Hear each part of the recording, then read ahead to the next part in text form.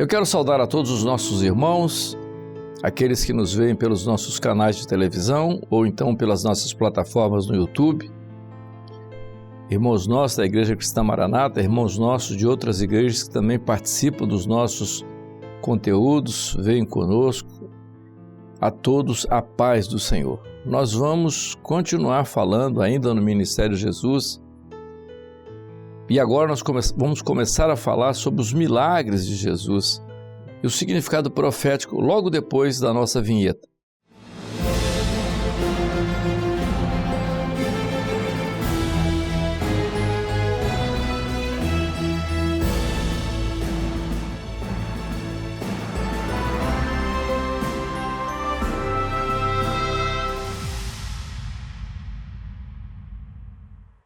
Meus irmãos, nós falamos nos episódios passados sobre os milagres, as curas realizadas pelo Senhor Jesus e o significado profético, porque tudo aquilo que Jesus fez tem um significado profético, não é? Nada foi por acaso, então vocês viram isso quando nós falamos nas curas e naquilo que o Senhor queria mostrar para a igreja como ensino na experiência das curas. E nós hoje vamos falar também, como de costume, mostrando a característica profética, né, já no Ministério de Jesus, dos milagres que Jesus fez. E nós temos que entender que em cada milagre que ele fez, cada maravilha, há um significado importante para a igreja, profético para a igreja, de ensino, de vida, nada por acaso. Por exemplo, hoje nós vamos falar acerca do primeiro milagre que Jesus fez. Aí que há eu já vi comentários por não entenderem o caráter profético do ministério de Jesus, sobre o porquê o primeiro milagre de Jesus foi numa festa de casamento, como está mostrado no capítulo 2 do livro do Evangelho de João, as bodas em Caná da Galileia. Foi o primeiro milagre mostrado, né, no Novo Testamento, e só é mencionado no Evangelho de João. Os outros três não falam sobre as bodas de Caná. Mas por que o primeiro milagre numa festa de casamento? Por que Jesus foi ao casamento? Uma festa, primeiro milagre, certa ocasião um pregador disse, mas o primeiro milagre poderia ter sido uma coisa mais empolgante, como uma ressurreição. Eu já vi pregadores dizerem isso e até citarem que esse não poderia ter sido o primeiro milagre e tal. Bom, repito, por não terem entendido o caráter profético desse primeiro milagre. Esse primeiro milagre é de uma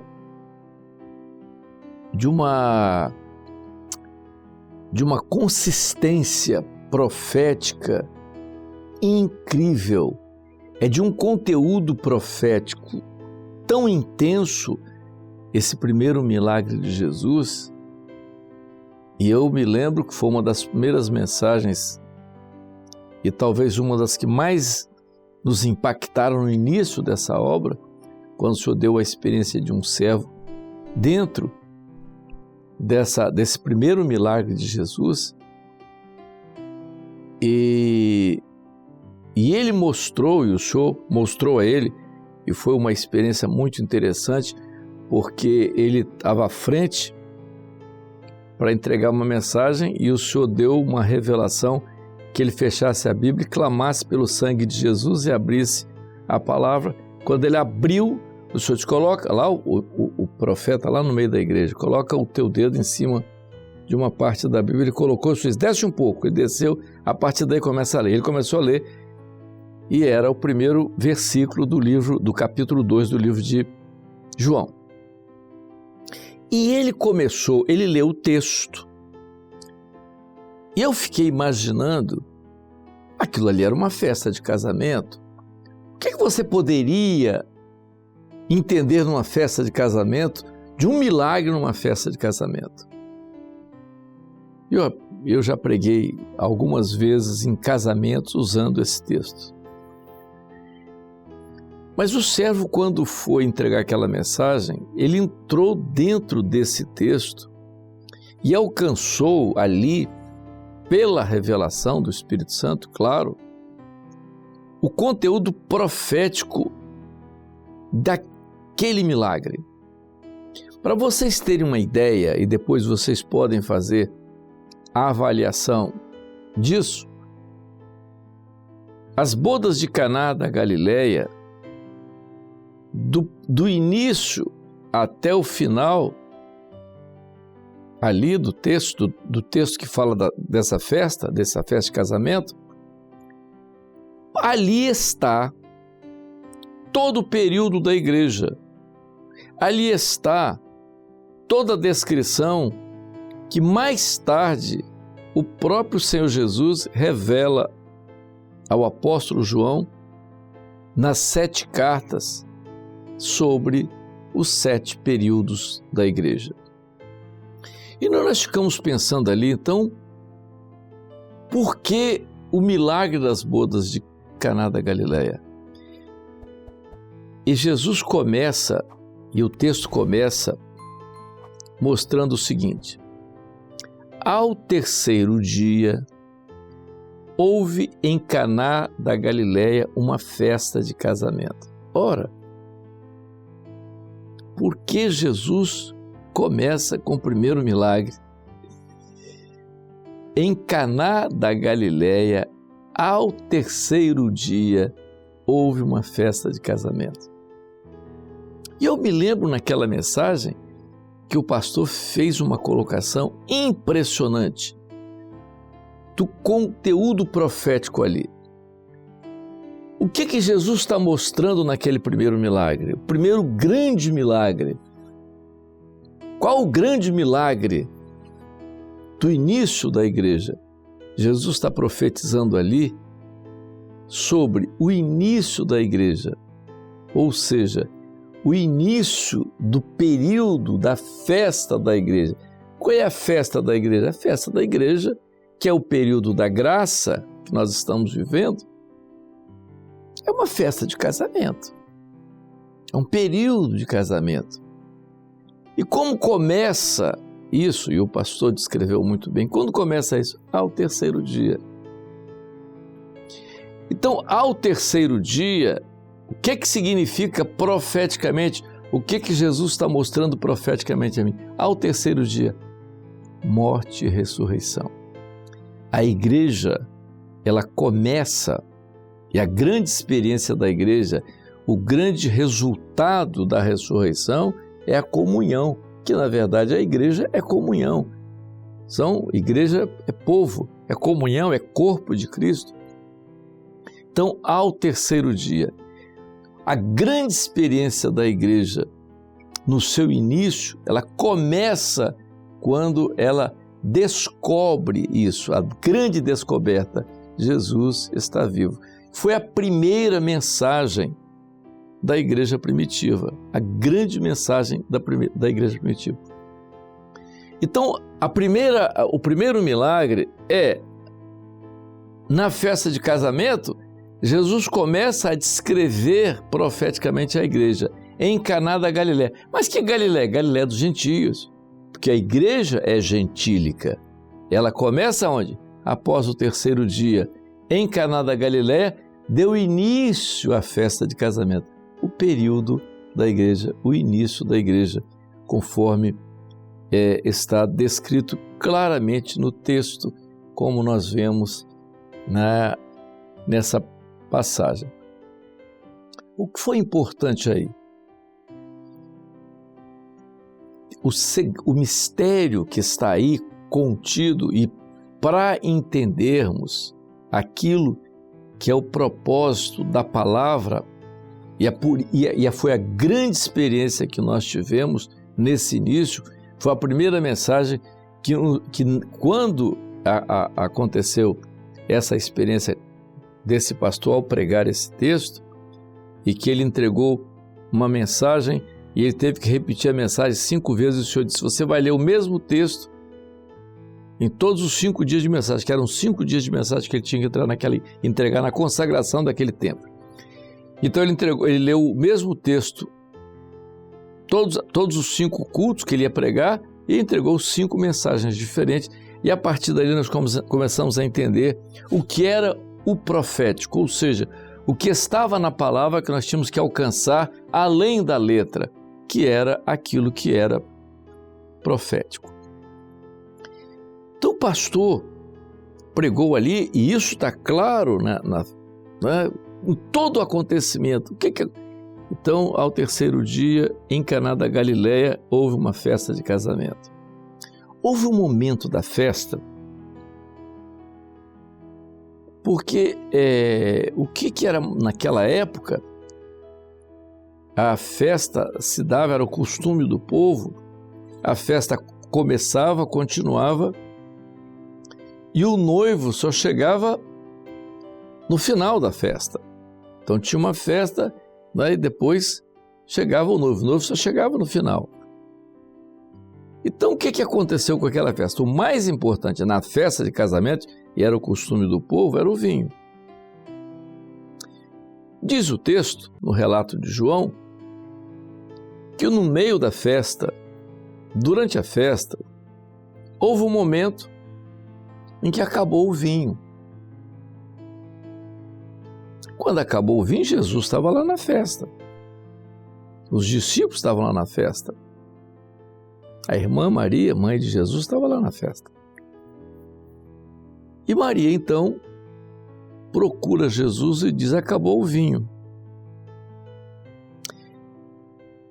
E Jesus faz uma colocação estranha para Maria. Parece sem sentido. Jesus olha para Maria, parece uma colocação, uma expressão totalmente sem nexo. Mulher, que tenho eu contigo? Por que Jesus se refere daquele jeito? Ela então olha para os serviçais lá e diz assim, faz aí tudo que ele mandar. Ela já se refere a ele de maneira diferente, faz aí tudo que ele mandar. O que aconteceu? Encheram-se 6 talhas de água. Jesus então disse, leva para o mestre-sala. Quando levaram ao mestre-sala, quando eles foram lá experimentar as talhas, 6 talhas de água, elas haviam se transformado em vinho. O mestre-sala provou o vinho, disse, mas numa festa de casamento, como é o costume, se coloca o melhor vinho no começo, mas você colocou o melhor vinho no final? Como é que é isso? É uma narrativa de um milagre, de uma situação. Parece simplesmente um fato histórico. E é um fato profundamente, é uma descrição de uma incrível profecia a respeito da igreja, de todo o tempo da igreja. A igreja inicia, tem o seu período, morte e ressurreição, ela é batizada com o Espírito Santo, a participação do vinho é o primeiro vinho. À medida que a igreja ela vence os séculos, como é descrito aí depois os irmãos vão acompanhar, e por isso nós falamos que as bodas de Caná, elas estão muito identificadas com as 7 cartas, nós vamos ver que chega um momento na história da igreja que acaba o vinho. Onde está o batismo com o Espírito Santo? Onde está a operação do Espírito Santo? Parece que tudo, não é? Como? Se acaba o vinho, acabou a festa. Como é que pode uma festa de casamento sem vinho? Isso nós vimos na vida da igreja, na história da igreja, no decorrer dos séculos. No passar dos séculos. Aquilo que é descrito nas 7 cartas. A igreja de Éfeso, o batismo com o Espírito Santo, o início da igreja, as suas provas em Esmirna, o seu desvio lá em Pérgamo, a mistura com o Império Romano, acabou o vinho, entrou as 6 tálicas, entra o homem, a razão do homem, a filosofia, a ideia, misturado com tudo isso, teologia, acabou o vinho. Então o que é salvação? É simplesmente alguma coisa da ideia do homem, é simplesmente a água. Às vezes lá no seminário fala, simplesmente o batismo nas águas está salvo e aquela coisa toda. E nós começamos a observar isso, que à medida que o tempo foi caminhando, a igreja, ou Israel, porque a mulher ali é tipo, tanto para o Velho Testamento a mulher fala de Israel, mas no Novo Testamento a mulher fala da igreja infiel. Ela não... O que tenho eu contigo, mulher? Quer dizer, Jesus não tem nenhum compromisso com a igreja infiel, com a igreja que se desvia, com aquela igreja que perdeu a bênção do Espírito Santo. Que tenho eu contigo? Então Jesus profetiza acerca dessa igreja ali. Não é nada falado sobre a irmã Maria, não. A mulher ali é um tipo profético, bem colocado aí nas bodas de Caná. Mas há um momento, há um processo, acontece no passar dos anos, chega a reforma religiosa, e depois, logo em seguida, depois da reforma religiosa, a abertura da palavra, mas quando caminha para o final, o que acontece? Acontece o milagre da dispensação, da última dispensação, que é o último vinho, que é o período que nós estamos vivendo, que é o período, né? Nós somos os restantes, o que sobrou de tudo isso, como tem sido dito no estudo das 7 cartas. Mas esse segundo vinho é o momento da igreja nessa hora, nesse momento do breve, nesse momento que antecede a segunda vinda de Jesus. Esse vinho é melhor que o primeiro, incrível. Há uma operação do Espírito Santo mais intensa nessa hora do que no início, é verdade. Os grandes avivamentos que aconteceram, isso é o resultado, já Igreja de Filadélfia, que é a 6ª igreja, os grandes avivamentos, e chega até os nossos dias. O tempo é de Laodiceia, mas nós somos os restantes, somos ainda aquilo que é a operação de Filadélfia no tempo de Laodiceia, porque somos a igreja que aceitou o conselho. Então o vinho dessa hora, por que o vinho dessa hora é melhor do que o primeiro? Porque é a chegada do noivo, é o final da festa. A festa que começa lá no Pentecostes, morte, ressurreição.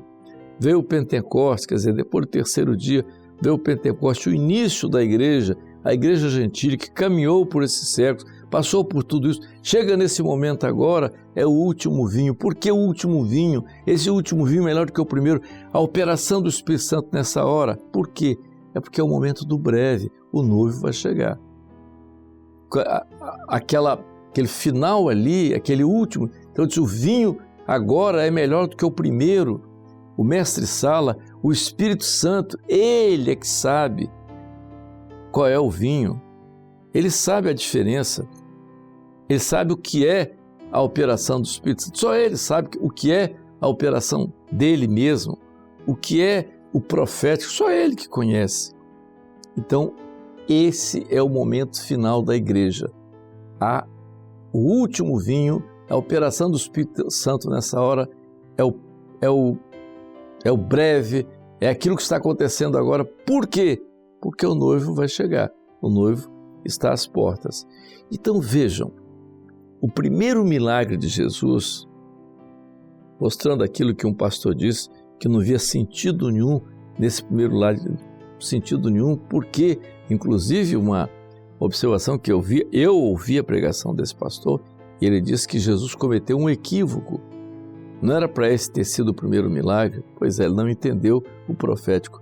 O primeiro milagre de Jesus é um momento profético da igreja, desde o seu início até o seu último dia, que é o seu arrebatamento.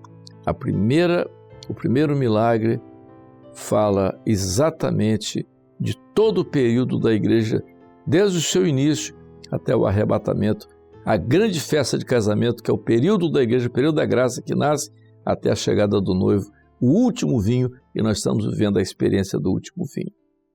A paz do Senhor.